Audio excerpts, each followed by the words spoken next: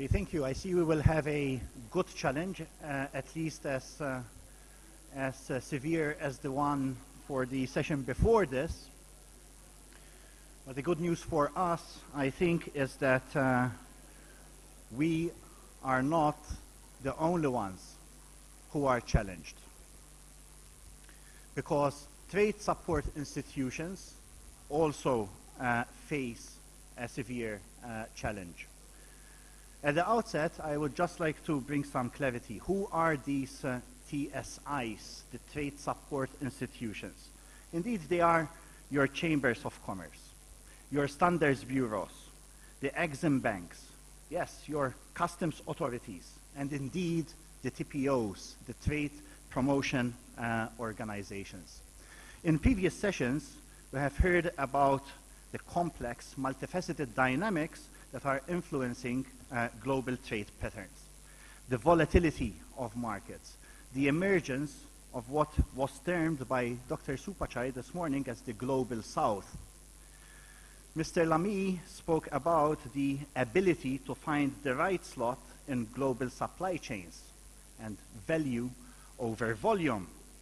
Minister Pangestu spoke about the diversification of markets and of products.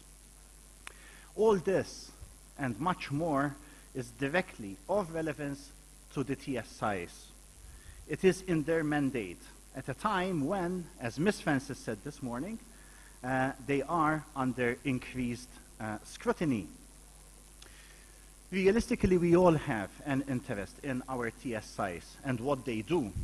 The TSIs themselves are keen to be able to meet the needs of the enterprises that they seek to assist in order to prove their effectiveness and their relevance.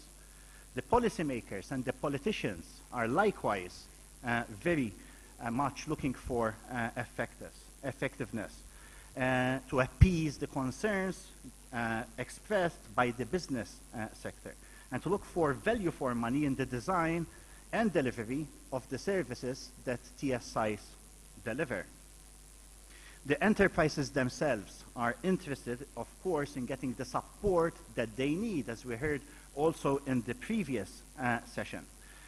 And donors and international organizations such as ITC are very much interested in, since what TSIs actually do and need to do has a direct bearing on our own work, on our own business. And yet, it seems at this time, there is no clear best practice approach, and it is this that we hope to bring some clarity to in this final session. So, to what extent has the economic crisis affected the role of TSIs? How have TSIs been able to respond to the challenges and that their clients face? And are there opportunities that TSIs should grasp? Where do TSIs go from here? Or is it a question of business as usual?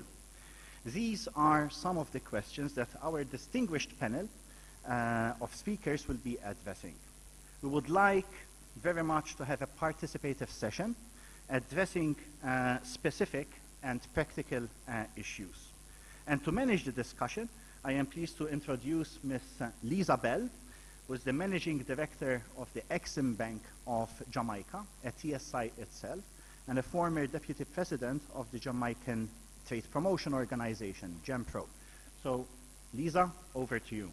Thank you. Thank you very much, Anton.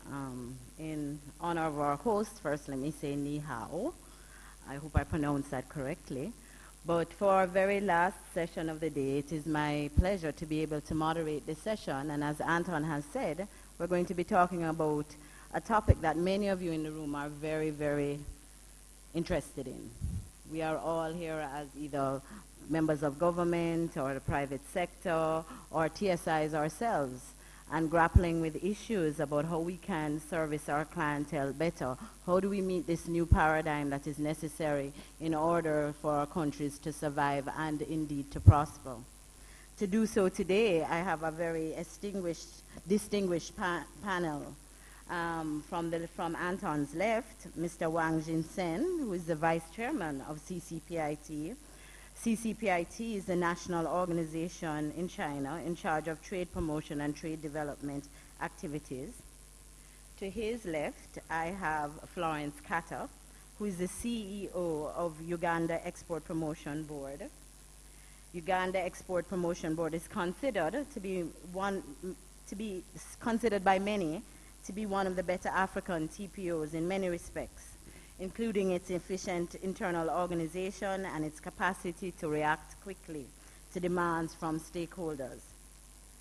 UEPB ranks highly in many donors' agendas and thus receives significant amounts of technical cooperation, funding, and support. However, like many other TPOs, it faces many challenges, especially given the LDC status of the country and being a landlocked state. To her left is Mr. Brian Mitchell, who is the Executive Director of TFO, Trade Facilitation Office of Canada. He's the only representative from an import promotion organization from a developed country on the panel. TFO, however, has been crucial in promoting trade with Canada's developing country partners over the years. Originally focusing almost exclusively on trade promotion activities, TFO has increasingly added trade development services to its regular activities. To his left is Mr. Johnson Lee, who is from our host, Chongqing. Mr. Lee is the director of Chongqing Foreign Trade and Economic Relations Commission, COFTEC. This is a local organization in charge of promoting trade and investment.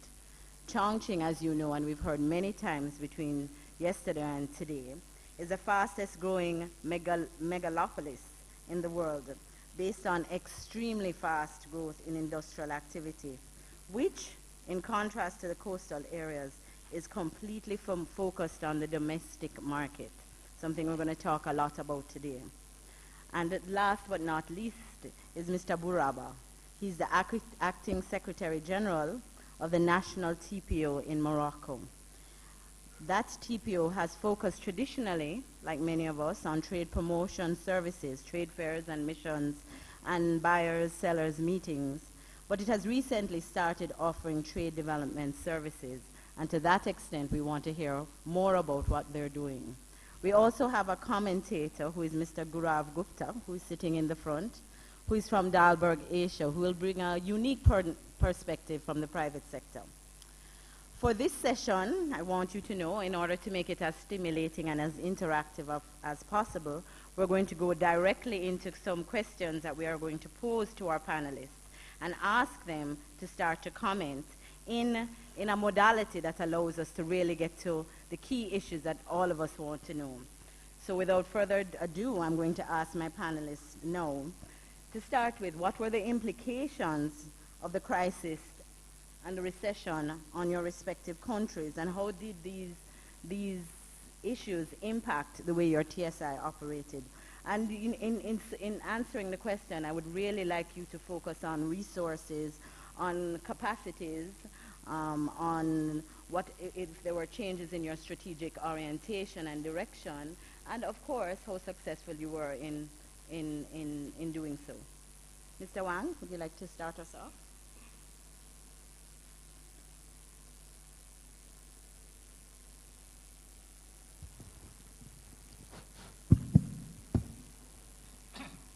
Yeah, thank you very much. And of course, as you know, that China is a trading country right now, and especially you see the total import and export of China amounted to over 2.1 trillion US dollars in the year 2007. So obviously, you see a lot of the people in China are engaged in the production for the export. So when the financial crisis came in September 2008, and obviously, you see, it affected the Chinese manufacturing and also export very much.